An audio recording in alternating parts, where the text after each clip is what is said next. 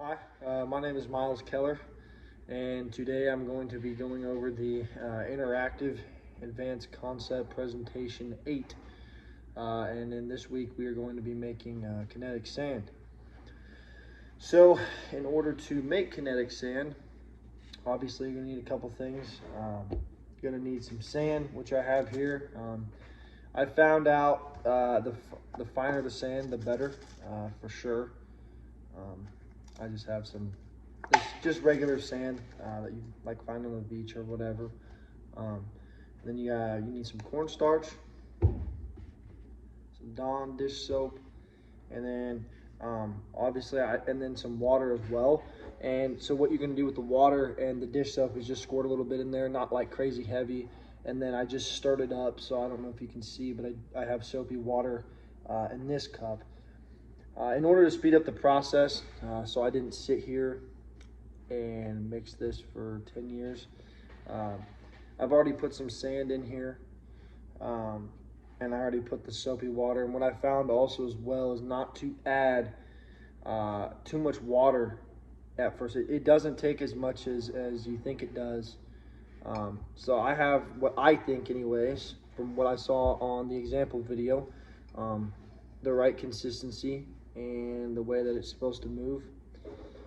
It feels exactly the way it looked anyway on that. And so I'll kind of play with it here, and I'll go over some, I'll talk about exactly, what's supposed to happen. So basically, first thing, I'll just show you this. The thing about kinetic sand is when you put it into a mold, it's supposed to stay there. But you can also take it apart and it will still hold the mold, but it's gonna feel wet. Sorry, let me get this out of here. So the reason for that is kinetic sand. Kinetic sand is a polymer that will often seem to be wet, which it is obviously because we added water.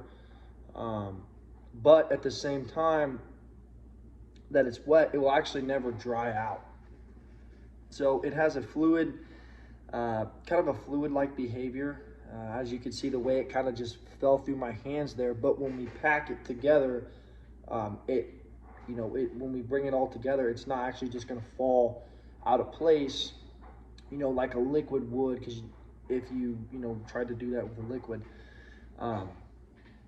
But it also, like I said, is hard when I pack it in. So commercially though, this is known as like a kid's toy or just something that kids will play with. I know I played with it when I was younger. I think it was called magic sand or moon sand or something like that. You can literally buy it all over the place. So speaking of commercially though, the way obviously we created it with the Dawn and the cornstarch and the water and stuff, it's actually created by mixing 98% sand and 2% dimethicone, which is polydimethyl siloxane. So basically it's like a silicone, and it is a silicone, excuse me, silicone polymer, and it's what allows the sand to be wet, but also be solid enough that you can take it, and as we talked about a minute ago, be able to shape it and mold it and do whatever, and then break it apart if you want to break it apart and let it run through your hands, as a liquid or something like that, you can. So for this experiment, like I said, we use cornstarch instead of silicone, and the starch is made up of sugars, sugar chains, as it is a polymer. It wants to bind to the sand and make a complex. The water then is what makes the solution obviously more of a substance. Once you mix that in together, it creates that substance, excuse me. So, and the reason we use soap, I was reading, as soap is actually used to keep the bacteria and mold from growing on the starch, just because it is a sugar.